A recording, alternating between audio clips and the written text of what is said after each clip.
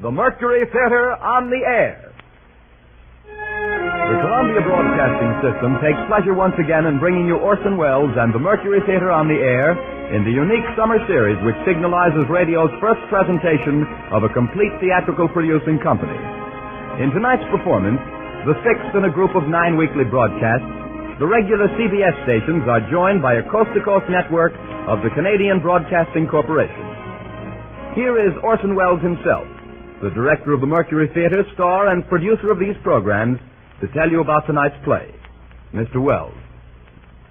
Wherever you are in the world, an hour and a half from now, there will come to you through these same radio facilities the voice of the President of the United States. Until then, here is another president. His words, at least, which on Monday, August the 15th, 1938, are still entirely alive, and his person preserved in a fine and very famous play. His words we have collected for this broadcast from many sources, from letters and speeches, debates and proclamations, and from the written record of his own private conversation. They amount to a testament of his abiding faith in this, our land of the free. Much of it you will recognize, and much of it is as new as though this microphone were in the White House tonight.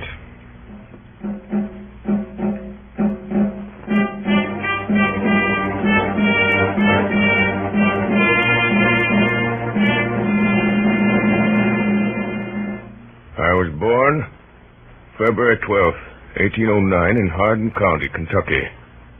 My parents were both in Virginia, of distinguished families, second families, perhaps I should say. My mother, who died in my 10th year, was of a family of the name of Hanks, some of whom now reside in Macon County, Illinois. My paternal grandfather emigrated from Rockingham County, Virginia, to Kentucky, where a year or two later he was killed by the Indians. When I came of age, somehow I could read, write, and cipher to the rule of 3. That was all. I have not been to school since. The little advance I now have upon this store of education I've picked up from time to time under the pressure of necessity. I was raised to farm work, which I continued till I was 22.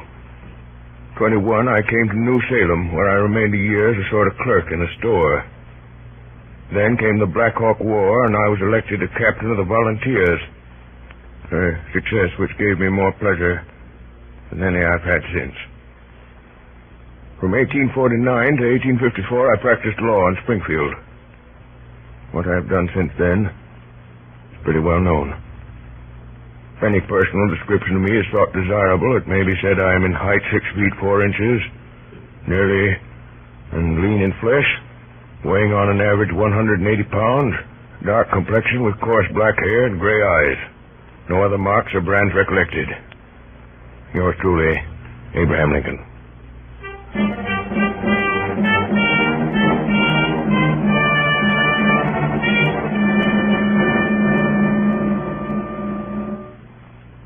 Gentlemen, you said this was a great evening for me. It is. And I'll say more than I mostly do because it is. I'm likely to go into history now with a great man. For now I know better than any how great he is.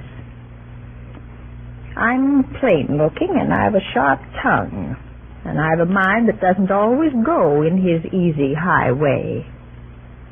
And that's what history will see, and it will laugh a little and say, poor Abe Lincoln. That's all right, but it's not all. I've always known when he should go forward and when he should hold back. I've watched and watched. There are women like that, lots of them. But I'm lucky. My work's going farther than Illinois. It's going farther than any of us can tell. I made things easy for him to think and sink when we were poor. And now his thinking has brought him to this. They wanted to make him governor of Oregon. And he would have gone and have come to nothing there. I stopped him. Now they're coming from Chicago, from the Republican convention there, to ask him to be president. And I've told him to go. It's a great place for a man to fill. You know, it's hard to believe. When I think of the times I've sat in this room of an evening and seen your husband come in, ma'am, with his battered hat and tie falling off the back of his head and stuffed with papers that won't go into his pockets, and God darning some rascal who done him about an assignment or a trespass, why, I can't think he's gone up there into the eyes of the world. Well, Mary. How do you do, Samuel? How do you do, Timothy? Good evening, Abraham. Good evening, Abraham. Well, we'll be going. We only came in to give you good faring, so to say. Great word you got to speak this evening. Makes a humble body almost afraid of himself, Abraham, to know his friend is to be one of the great ones of the earth, with his yes and no law for these many, many thousands of folk. Makes a man humble to be chosen so, Samuel. So humble that no man but would say no to such bidding if he dare. To be president of this people, and trouble gathering everywhere in men's hearts. It's a searching thing. Bitterness and scorn and wrestling often with men I shall despise, and perhaps nothing truly done at the end. But I must go. Samuel, Timothy, just glass that cordial, man, before they leave. Who made that devil smudge that girl? Susan Deddington. Where's that darnation cordial? It's all right, Abraham. I told the girl to keep it out. Oh, the cupboard's choked with papers. Here you are. Poor hospitality for whiskey-drinking rascals like yourselves, but the thought's good. Oh, don't mention it, Abraham. We wish you well, Abraham. Our compliments, ma'am. Samuel, I give you the United States of America and Abraham Lincoln. Thank you. Samuel, Timothy, I drink to the hope of honest friends. Mary, the friendship. I'll need that always, for I've a queer, anxious heart. Give you the United States of America. Well, good night, Abraham. Good night, ma'am. Good night. Good night. Night, ma'am. Good night, Mr. Stone. Good night, Mr. Good night, Cuthbert. Samuel. Good night, Timothy.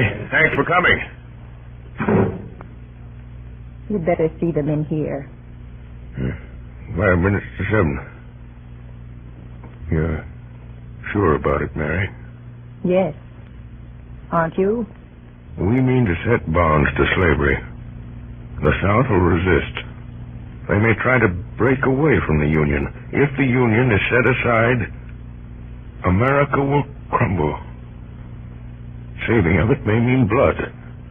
Who is to shape it all if you don't? And there's nobody. I know it. Then go. Go. The gentlemen have come. I'll come to them. I'll send them in. Abraham, I believe in you. I know. I know.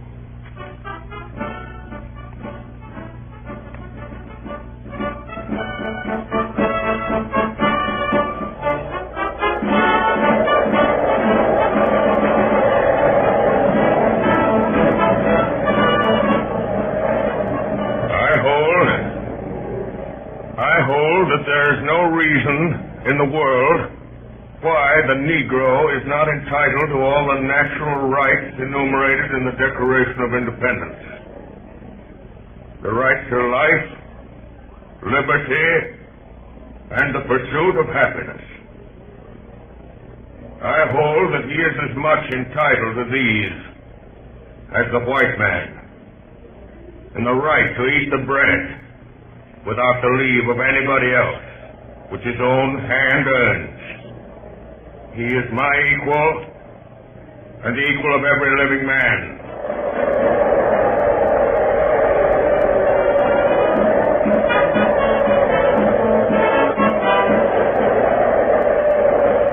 November 6, 1860. Republican Party 180 out of 303 electoral votes. 1,857,000 out of 4,645,000 popular votes. Lincoln elected president.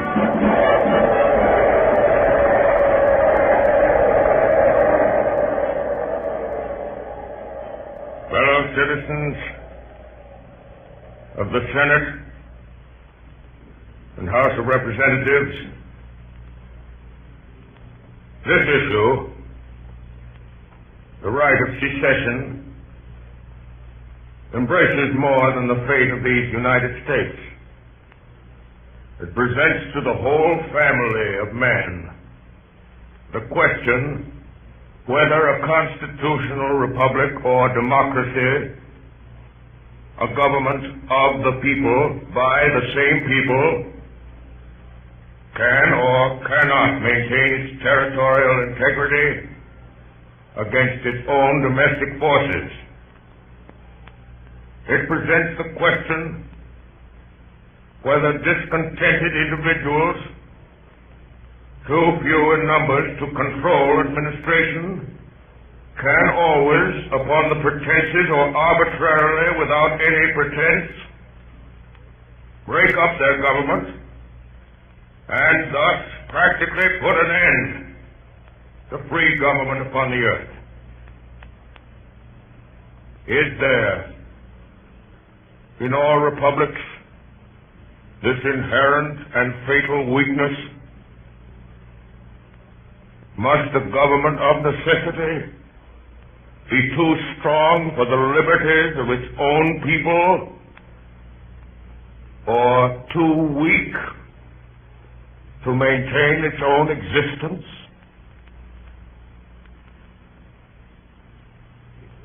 Common feeling in the South, Mr. Seward, that as Secretary of State, you are the one man here at Washington to see this thing with large imagination. I say this with no disrespect to the President. But what does his experience of great affairs of state amount to beside yours, Mr. Seward? My support of the President is, of course, unquestionable, Mr. Jennings. Oh, entirely. But how can your support be more valuable than in lending him your unequaled understanding? You understand, of course, that I can say nothing officially. These are nothing but informal suggestions. But I may tell you that I am not unsympathetic. I was sure that that would be so. Yes, come in. The President is coming up the stairs, sir. Thank you. This is unfortunate. Say nothing and go at once. Here he is. Good morning, Mr. Seward. Good morning, Mr. Jennings. Good morning, Mr. President. And I'm obliged to you for calling, Mr. Jennings. Good morning. Perhaps Mr. Jennings could spare me 10 minutes. Say 5 minutes. I'm anxious always for any opportunity to exchange views with our friends of the South. Much enlightenment may be gained in 5 minutes. Excuse, I beg you, Mr. Seward will allow us. By all means. Shall I leave you? Leave us, but why? I may want your support, Mr. Secretary, if we should not wholly agree. Well, Mr. Jennings, you have messages for us. Mr. Jennings, in his anxiety for peace, was merely seeking the best channel through which suggestions could be made. To whom? To the government. The head of the government is here. But, Come, sir. What is it? It's this matter of Fort Sumter, Mr. President. Yes? If you withdraw your garrison from Fort Sumter, it won't be looked upon as weakness in you. We believe that the South at heart does not want secession. It wants to establish the right to decide for itself. The South wants the stamp of national approval upon slavery. Can't have it. Mr. President, if I may say so, you don't quite understand. Does Mr. Seward understand? I believe so. You are wrong. He doesn't understand because you didn't mean him to. I don't blame you. You think you're acting for the best. You think you've got an honest case, but I'll put your case for you, and I'll put it naked. Many people in this country want abolition, many don't. But every man, whether he wants it or not, knows it may come. Why does the South propose secession? Because it knows abolition may come and it wants to avoid it. I said the other day that Fort Sumter would be held as long as we could hold it. I said it because I know exactly what it means. I see how it is. You may force freedom as much as you like, but we are to beware how we force slavery. Couldn't be put better, Mr. Jennings. That's what the Union means. It is a union that stands for common right. We are not enemies, but friends. We must not be enemies. Though passion may have strained, do not allow it to break our bonds of affection. That is our answer. Tell them that. Will you tell them that? You are determined? I beg you to tell them. It shall be as you wish. Implore them to order your troops' return. You can telegraph it now from here. Will you do that? If you wish it. But it will do no good, Mr. Lincoln. They won't give way. It's a grave decision. Terribly grave. For all of us. Morning, Mr. Jennings. So this won't go. You don't suspect, Mr. I do President? not, but let us be plain. No man can say how wisely, but Providence has brought me to the leadership of this country with a task before me greater than that which rested on Washington himself. When I made my cabinet, you were the first man I chose. I do not regret it. I think I never shall. But remember, faith earns faith. What is it? Why didn't this man come to see me? He thought my word might bear more weight with you than his. Your word for what? Discretion about Fort Sumter. Discretion? It's devastating, this thought of civil war. It is. You think I'm less sensible of that than you. War should be impossible. But you can only make it impossible by destroying its causes. If we withdraw from Fort Sumter, we do nothing to destroy that cause. We can only destroy it by convincing the southern states that secession is a betrayal of their trust. Please, God, we may do so. Has there perhaps been some timidity in making all this clear to the country? Timidity? You were talking of discretion. I mean that perhaps our policy has not been sufficiently defined. And have you not concurred in all our decisions? Sure, you may think I'm simple, but I can see your mind working as plainly as you might see the innards of a clock. You can bring great gifts to this government with your zeal and your administrative experience and your love of men. Don't spoil it by thinking I've got a dull brain. Yes, I see. I've not been thinking quite clearly about it all. Mr. President, I beg your pardon. That's brave of you. Give me your hand. Come in. There's a messenger from Major Anderson, sir. He's ridden straight from Fort Sumter. All right, Hay, bring him in. Yes, sir. Don't like the sound of it. One moment, Hay. Yes? Are there any gentlemen of the cabinet in the house? Mr. Chase and Mr. Blair, I believe. My compliments to them, and will they be prepared to see me here at once if necessary? Send the same message to any other cabinet members you can find. Seward, we may have to decide now. Now, come in. Are you the messenger from Fort Sumter? Yes, sir. Word of mouth, sir. Well? Major Anderson presents his duty to the government. He can hold the fort 3 days more without provisions and reinforcements. Things very bad at the fort. The major says 3 days, sir. Most of us would have said 24 hours. I see. Thank you. Wait outside, please. Yes, sir. 3 days, Seward, 3 days. My God. My God, Seward, we need great courage, great faith. There is a tide in the affairs of men. Do you read Shakespeare, Seward? Shakespeare? No. The cabinet is here, sir. Mr. Chase, Mr. Hook, and Mr. Wells. Show them in. Yes, sir. Good day, Mr. President. Good morning, Mr. Wells, Mr. Hook. Good morning, gentlemen. Good morning, Mr. President. How do you do, Mr. Seward? Something urgent? Let us be seated. Gentlemen, we meet in a crisis, the most fateful perhaps that has ever faced any government in this country. Can be stated briefly. A message has just come from Anderson.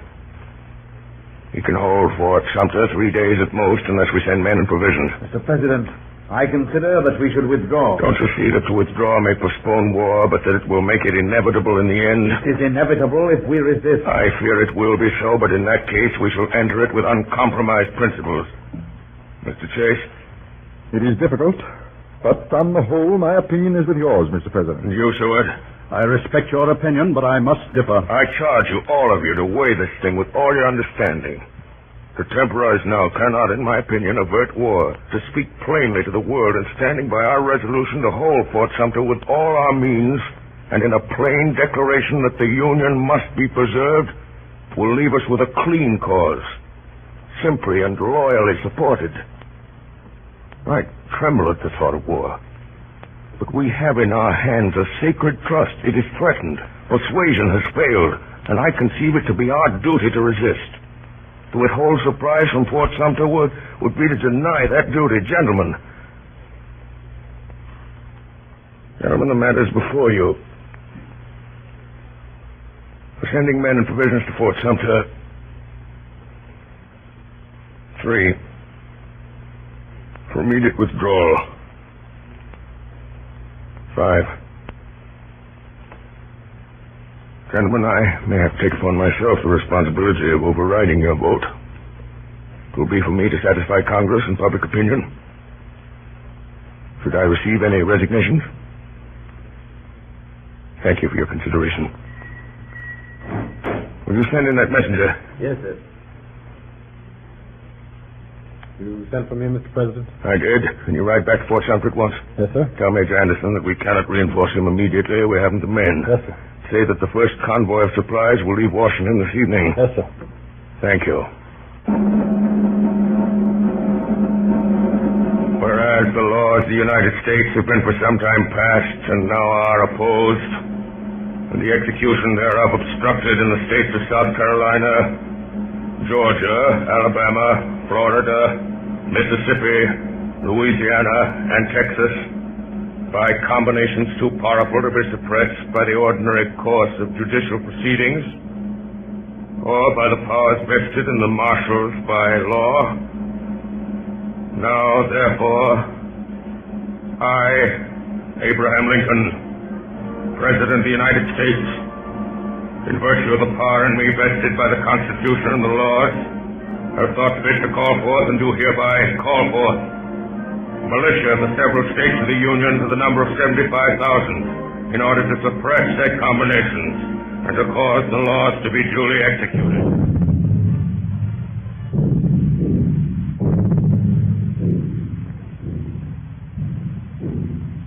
You are listening to Orson Welles as Abraham Lincoln in Columbia's presentation of the Mercury Theater on the Air. The broadcast is an adaptation of John Drinkwater's Abraham Lincoln with original Lincoln speeches. The drama will continue in just a moment. This is the Columbia Broadcasting System.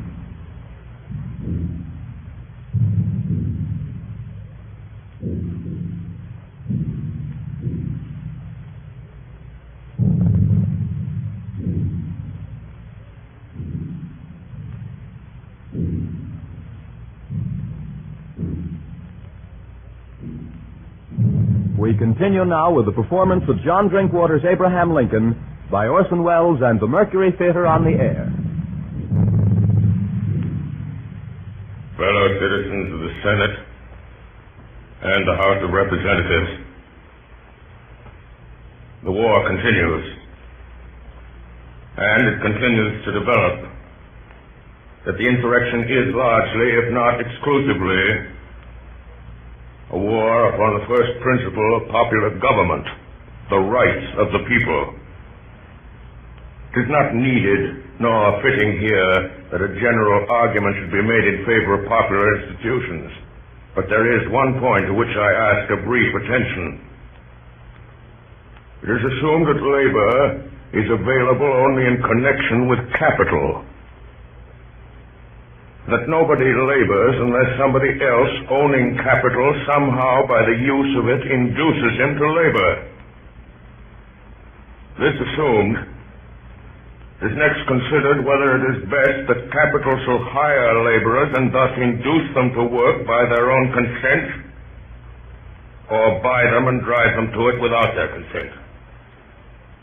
Having proceeded that far, it is naturally concluded that all laborers are either hired laborers or what we call slaves. And further, it is assumed that whoever is once a hired laborer is fixed in that condition for life. Now, there is no such relation between capital and labor as assumed. Nor is there any such thing as a free man being fixed for life in the condition of a hired laborer. Both these assumptions are false, and all inferences from them are groundless. Labor is prior to and independent of capital. Capital is only the fruit of labor, and could never have existed if labor had not first existed. No men living are more worthy to be trusted than these who toil up from poverty. Let them beware of surrendering a political power which they already possess, and which, if surrendered, will surely be used to close the door of advancement against such as they, and to fix new disabilities and burdens upon them, till all of liberty shall be lost. Good morning, gentlemen. I've just had my summons. Is there some special news? Yes, McClellan has defeated Lee at Antietam. It's our greatest success. They ought not to recover from it. The tide is turning. Have you seen the president, Mrs. Stanton? I've just been with him. Well, what does he say? He only said at last. He's coming directly. He'll bring up his proclamation again. In my opinion, it's inopportune. I thought we had learned by now that the president is the best man among us. There's a good deal of feeling against him everywhere, I find. He is the one man with character enough for this business. There are other opinions. Yes, but not here, surely, Mr. Hook. It's not for me to say, but there are some who would have acted differently. And you may depend upon it that they would not have acted so wisely, Mr. Hook. I don't altogether agree with the president, but he's the only man I should agree with at all. No. Is Lee's army broken? Not yet, but it is in grave danger. Why doesn't the president come? I think this news was nothing. I must say I'm anxious to know what he has to say about it all. I shall oppose it if it comes up. He may say nothing about it. I think he will. Gentlemen, the president. Good morning, gentlemen. Good morning, Mr. President. Good morning. Great news we hear. If we leave things with the army now to take that course, why, we ought to see through our difficulties. An exciting morning, gentlemen. I feel rather excited myself. I find my mind not at its best in excitement. Would you allow me to read you something? It's not long, and it may compose us all. It is Artemus Ward's latest. High-handed outrage at Utica. In the fall of 1856, I showed my show in Utica, a truly great city in the state of New York. People gave me a cordial reception. The press was loud in her praises. One day I was given a description of my beasts and snakes in my usual flowery style, when what was my consternation, and so in my cage containing my wax figures of the Lord's Last Supper, I says, but up comes the fella and seized Judas Iscariot by the feet and dragged him out on the ground. He then commenced for to pound him as hard as he could. What under the sun are you about? Cried I. Says he, what did you bring this pusillanimous cuss here for? And he hit the wax figure another tremendous blow on the head. Says I, you egregious ass, that is a wax figure, representation of the false apostle. Says he, that's all very well for you to say, but I tell you, old man, that Judas Iscariot can't show himself in Utica with importunity by a downside, with which observation he caved in Judas's head. Young man belonged to one of the first families in Utica. I sued him, and the jury brought in a verdict of arson in the third degree. Gentlemen, I'd give up office if I could write like that. May we now consider affairs of state? Yes, we may. Mr. Hook says, yes, we may. Thank you. Oh, no, thank Mr. Hook. McClellan is in pursuit of Lee, I suppose. You suppose a good deal, but for the first time, McClellan has the chance of being in pursuit of Lee, and that's the first sign of their end. If McClellan doesn't take his chance, we'll move Grant down to the job. Grant drinks. Well, then tell me the name of his brand. I'll send him some barrels. He wins victories. Is there any other business? There is. Some weeks ago, I showed you a draft I made, proclaiming freedom for all slaves. You thought then it was not the time to issue it. I agreed. I think now the moment has come. I will read it. Here it is again.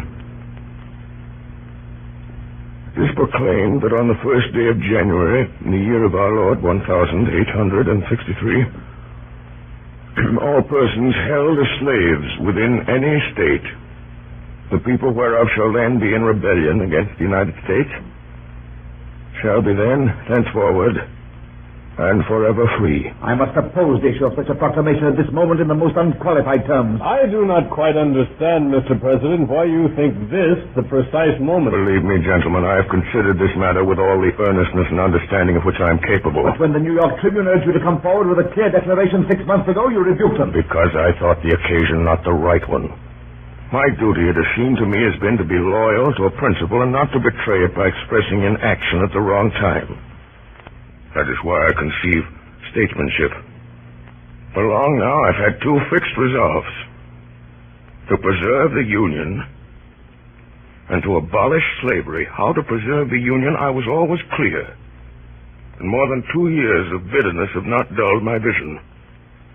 We have fought for the Union, and we are now winning for the Union. With that victory and a vindicated Union will come abolition. I made the promise to myself and to my Maker. The rebel army is now driven out, and I'm going to fulfill that promise. I do not wish your advice about the main matter, but that I've determined for myself. This is, I say, without intending anything but respect for any one of you. But I beg you to stand with me in this thing. Well, in my opinion, it's altogether too impetuous. One other observation I will make. I know very well that others might in this matter, as in others, do better than I can. And if I was satisfied that the public confidence was more fully possessed by any one of them than by me, and knew of any constitutional way in which he could be put in my place, he should have it.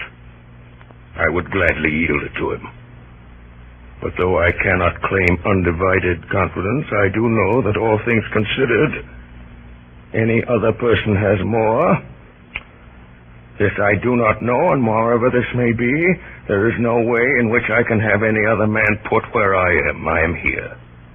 I must do the best I can and bear the responsibility of taking the course which I feel I ought to take. Could this be left over for a short time for consideration? I feel that we should remember that our only public cause at the moment is the preservation of the Union. I entirely agree with Wells. Gentlemen, we cannot escape history. We of this administration will be remembered, in spite of ourselves. In giving freedom to the slave, we assure freedom to the free. We shall nobly save or meanly lose the last best hope on earth. I shall sign this proclamation now. Excuse me, gentlemen.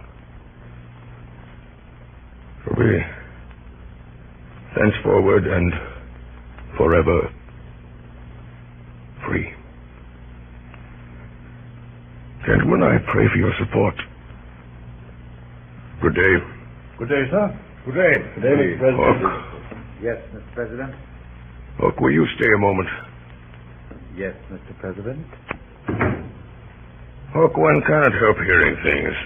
I beg your pardon? Hook, there's a way some people have when a man says a disagreeable thing of asking him to repeat it, hoping to embarrass him. It's often effective, but I'm not easily embarrassed. I said one cannot help hearing things. And I do not understand what you mean, Mr. President. Come, Hook, we're alone. Lincoln is a good enough name, and I think you understand. How should I? Then plainly there are intrigues going on. Against the government? No. In it. Against me. Well, criticism, perhaps. To what end? To better my ways? I presume that might be the purpose. Then why am I not told what it is? I imagine it's natural compunction. Or ambition? What do you mean? Hook, you've been bitten by the White House bug. You think you ought to be in my place. You're well You informed. cannot imagine why everyone does not see that you ought to be in my place. By what right you say that? Is it not true? You take me unprepared. You have me at a disadvantage. You speak as a very scrupulous man, Hook. You question my honor? As you will. Then I resign. As a protest against Your suspicion. this false? Very well. I will frank. I mistrust your judgment, Mr. Lincoln. In what? Generally, you overemphasize abolition. You don't mean that. You mean that you fear possible public feeling against It abolition. must be persuaded, not forced. Besides, you have, in my opinion, failed in necessary firmness in telling the South What will be the individual penalties of rebellion? This is war. I will not allow it to become a blood feud. But we are fighting treason. We must meet it with severity. We will defeat treason. I will meet it with conciliation. It is a policy of weakness. It is a policy of faith. It is a policy of compassion. Hook, why do you plague me with these jealousies? Once before I found a member of my cabinet working behind my back, but he was disinterested and he made amends. Nobly. But Hook, you have allowed the burden of these days to sour you. I know it all. I've watched you plotting and plotting for authority, and I, who am a lonely man and sick at heart. So great is the task God has given to my hand, and so few are my days, and my deepest hunger is always for loyalty in my own house. You have withheld it from me. You have done great service in your office, but you have grown envious. Now you resign as you did once before when I came openly to you in friendship. And you think that again I shall flatter you and coax you to stay. I won't do it. Let's take you at your word. I am content. Will you shake hands? No. I beg you to excuse me.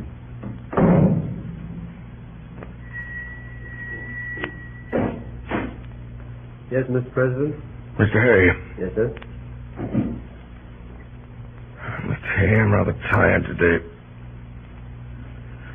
Read to me a little. Certainly, sir. The Tempest. You know the passage. Our revels now are ended. These, our actors, as I foretold you, were all spirits, and are melted into air, into thin air. And like the baseless fabric of this vision, the cloud-capped towers, the gorgeous palaces, the solemn temples, the great globe itself, yea, all which it inherit, shall dissolve, and like this insubstantial pageant faded, leave not a rack behind. We are such stuff as dreams are made on, and our little life is rounded with a sleep. We are such stuff as dreams are made on, and our little life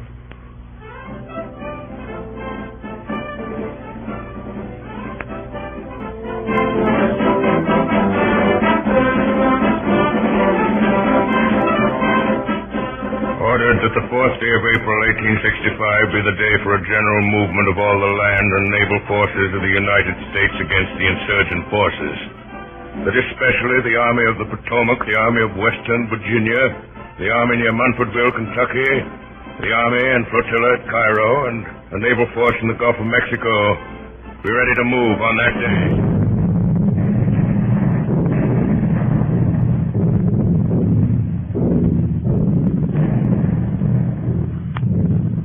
General Grant. Yes, Dennis? 7:30, sir. An hour and a half. Ought to be something more from Meade by now, Dennis. Yes, sir. Have you wired the president? Yes, sir. Take these papers to Captain Templeman. Ask Colonel West if the 23rd are in action yet. Tell the cook to send some soup at 10 o'clock. It was cold yesterday. Yes, sir. Give me that map, Mayland. Yes. There's no doubt about it. Unless Meade goes to sleep, it can only be a question of hours. He's a great man, but he can't get out of that. It's already the end, sir. Yes, if Lee surrenders, we can all pack up for home. My God, sir, it'll be splendid, won't it, to be back again? By God, sir, it will. Beg your pardon, sir. You're quite right, Maylands. My boy goes away to school next week. Now I may be able to go down with him, see him settle. Well, Dennis? Colonel West says yes, sir, for the last half hour. The cook says he's sorry, sir. It was a mistake. Tell him to keep his mistakes in the kitchen. I will, sir. His rifles went up this afternoon. Yes, sir. What's that? General Grant. What is it? The president has just arrived, sir. He's in the yard now. Oh, all right, I'll come.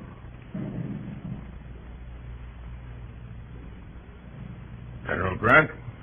Wasn't expecting you, sir. No, I couldn't keep away.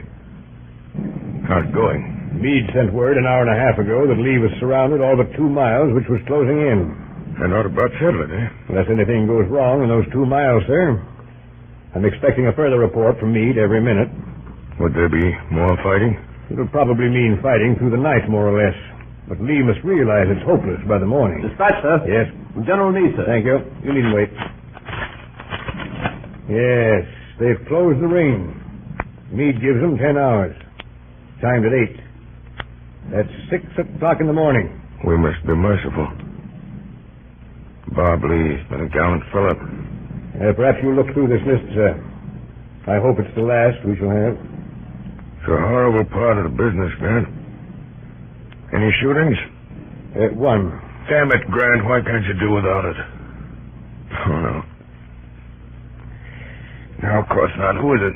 William Scott, sir. It's rather a hard case. And what is it? He's just on a heavy march, sir, and volunteered for double guard duty to relieve a sick friend. He was found asleep at his post. I was anxious to spare him, but it couldn't be done. It was a critical place at a gravely critical time. When is it to be? Tomorrow at daybreak, sir. You don't see that it'll do him any good to be shot? Where is he? In the barn, I believe, sir. Thanks. Think I'll go see him. I go with you, sir? No, thank you.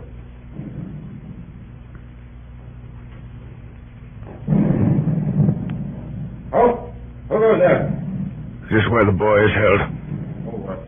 Yes, Mr. President. Wait outside, William. Yes. Are you William Scott? Yes, sir.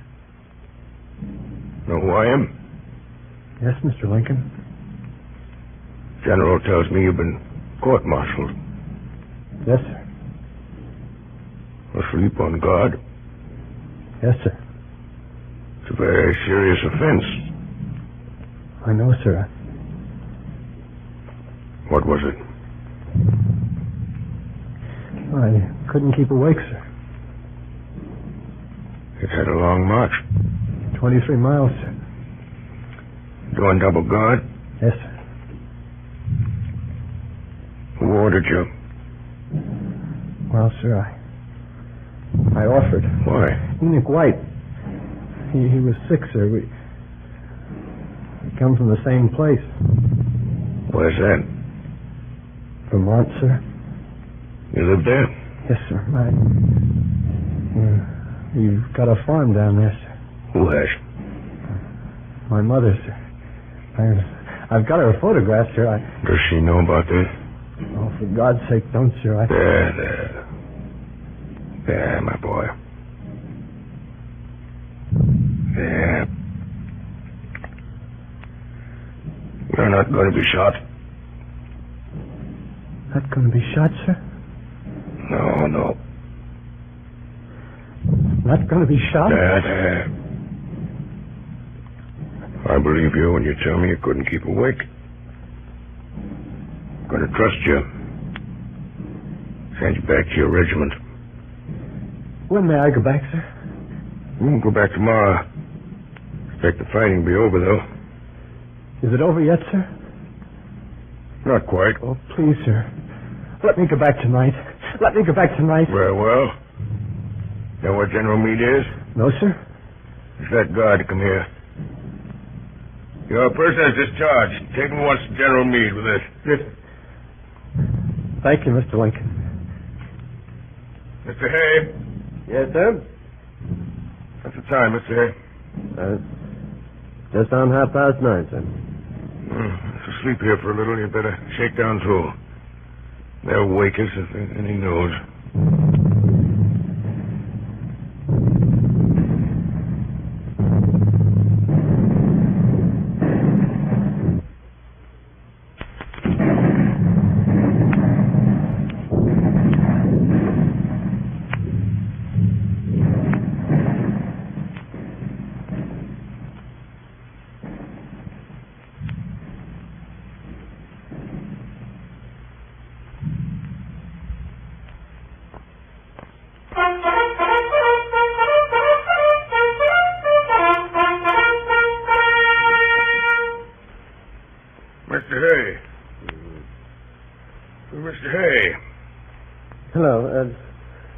What the devil is it? Oh, I beg your pardon, Mr. Lincoln. Not at all. Slept well, hey? Well, I feel a little crumpled, sir. What's the time? 6 o'clock, sir. Listen. I don't hear anything, Mr. Lincoln. That's just it. Guns have stopped. Good morning, sir. Morning, Hay. Good morning, General. I didn't disturb you last night. A message has come from Meade. Lee asked for an armistice at 4 o'clock. An armistice? Yes, sir. An armistice? For 4 years, life has been but the hope of this moment. It's strange how simple it is when it comes. Grant, you served the country very truly. Made my work possible, thank you. Had I failed, the fault would not have been yours, sir. I succeeded because you believed in me. Where is Lee? He's coming here. Meade should arrive directly. Where will Lee wait? There's a room ready for him. Will you receive him, sir? Oh, no, Grant. No, that's your affair. To mention no political matters. Be generous. I needn't say that. I have written out the terms I suggest. Here they are, sir. Yes, they do you honor. General Meade is here, sir. Ask him to come here. Yes, sir. I learned a good deal from Robert Lee in early days. He's a better man than most of us. This business will go pretty near his heart, sir. I'm glad it's to be done by a brave gentleman, Grant. Congratulations, Meade. You've done well. Thank you, sir. Was there much more fighting? Pretty hot for an hour or two. How long will Lee be? Only a few minutes, I should say, sir. You said nothing about terms. No, sir. Did a boy named Scott come to you? Yes, sir. He went into action at once. He was killed. Killed? Queer world, Grant. Is there any proclamation to be made, sir, about the rebels? I hope there will be no persecution, no bloody work after this war's over. I'll have nothing of hanging or shooting these men, even the worst of them. Frighten them out of the country, open the gates, let down the bars, scare them off, shoo. Enough lives have been sacrificed. Goodbye, Grant. Report at Washington as soon as you can. Mr. President. Yes? Is it known that you return to Washington tomorrow? I think so. Mr. President, I think you take too many risks. On the way here yesterday, you must have passed half a dozen places where a well-directed bullet might have taken you off. Assassination of public officers is not an American crime. Goodbye, gentlemen. Come along, hey? Goodbye, Mr. President. Who is with Lee? Only one of his staff, sir. Dennis, let us know directly General Lee comes. Yes, sir. Well, Meade, it's been a big job. Yes, sir. We've had courage and determination. We've had wits to beat a great soldier. I'd say that's any man. But it's Abraham Lincoln, Meade, who has kept us a great cause clean to fight for. It does a man's heart good to know he's given victory to such a man to handle. Have a drink, Meade? No?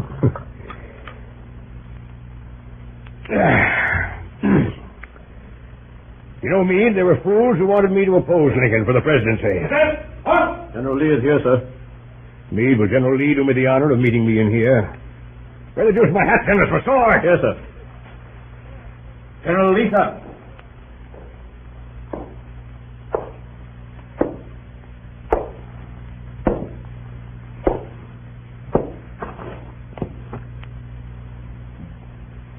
Sir, you have given me occasion to be proud of my opponent. I have not spared my strength. I acknowledge its defeat.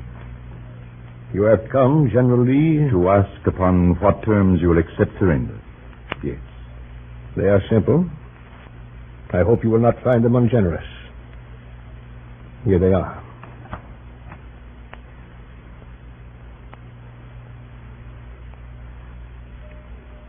You are magnanimous, sir. May I make one submission? It would be a privilege if I could consider it. You allow our officers to keep their horses, General Grant. And that is gracious. Our cavalry troopers' horses also are their own. I understand. They'll be needed on the farms. It shall be done. I thank you. I accept your terms.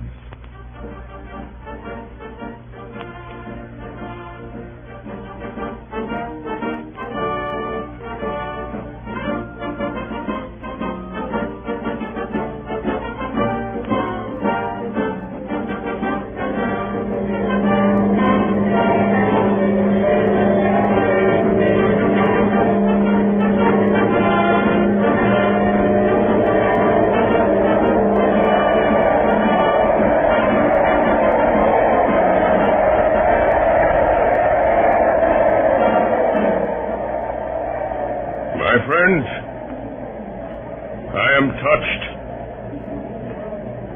deeply touched, by this mark of your goodwill. After 4 dark and difficult years, we have achieved the great purpose for which we set out. I have but little to say at this moment. I claim not to have controlled events, but confess plainly that events have controlled me. But as events have come before me, I have seen them always with one faith. We have preserved the American Union. We have abolished a great wrong. The task of reconciliation, of setting order where there is now confusion, of bringing about a settlement at once just and merciful, and of directing the life of a reunited country into prosperous channels of goodwill and generosity, will demand all our wisdom, all our loyalty. It is the proudest hope of my life that I may be of some service in this work. With malice toward none, with charity for all, with firmness in the right, as God gives us to see the right. Let us strive on to finish the work we are in, to bind up the nation's wounds, to care for him who shall have borne the battle, and for his widow and his orphan, to do all which may achieve and cherish a just and lasting peace among ourselves and with all nations.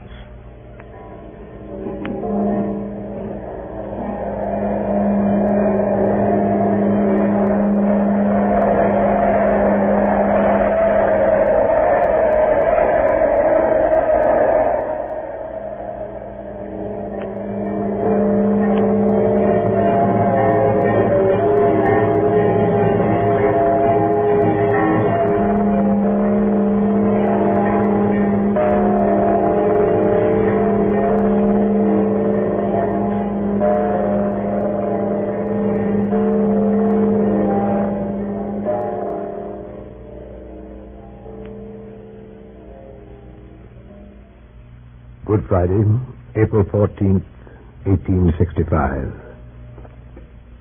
In the morning, there was a cabinet meeting at the White House.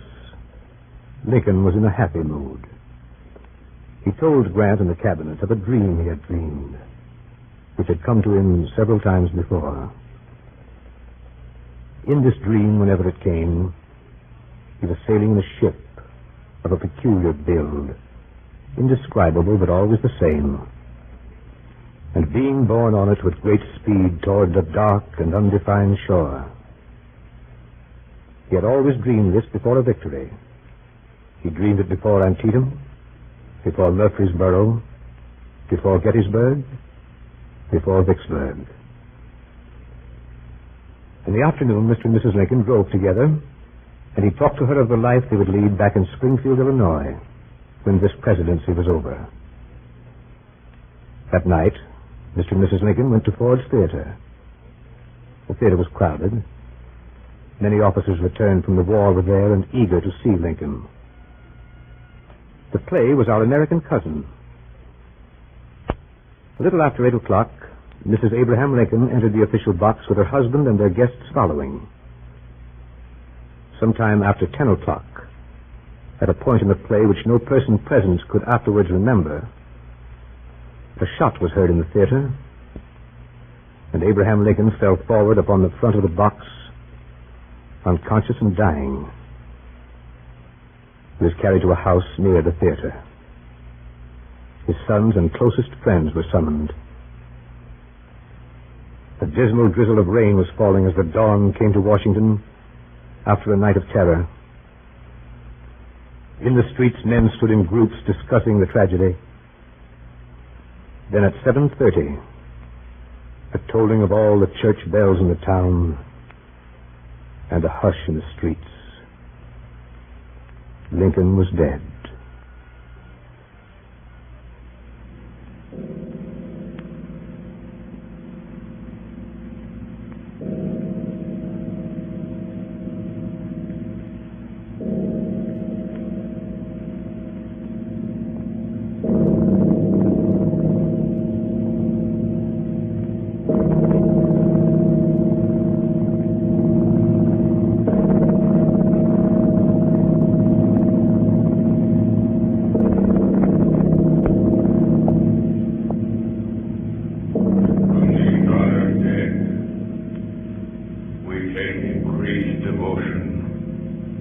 That cause for which they gave the last full measure of devotion, that we here highly resolve that these dead shall not have died in vain,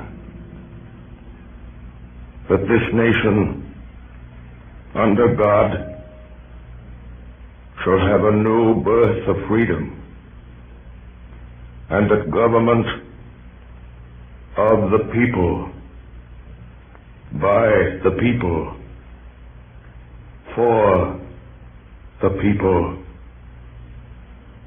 shall not perish from the earth.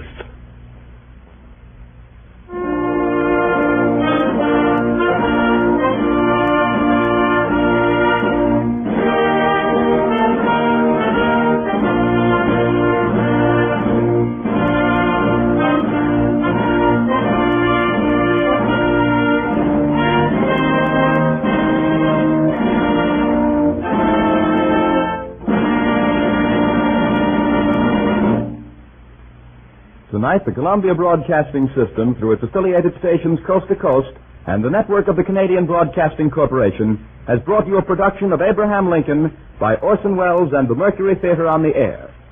The famous play by John Drinkwater was supplemented by many of Lincoln's speeches, excerpts from his debates, proclamations, letters, and accounts of his own private conversations. In the cast this evening were Ray Collins as General Grant, Ed Jerome as General Lee, George Coulouris as Hook, Joseph Holland as Seward, Carl Frank as Scott, Carl Swenson as Hay, William Allen as Dennis, Agnes Moorehead as Mrs. Lincoln, and Orson Welles as Abraham Lincoln. Bernard Herrmann conducted. Dan Seymour speaking. Davidson Taylor supervised for the Columbia Network.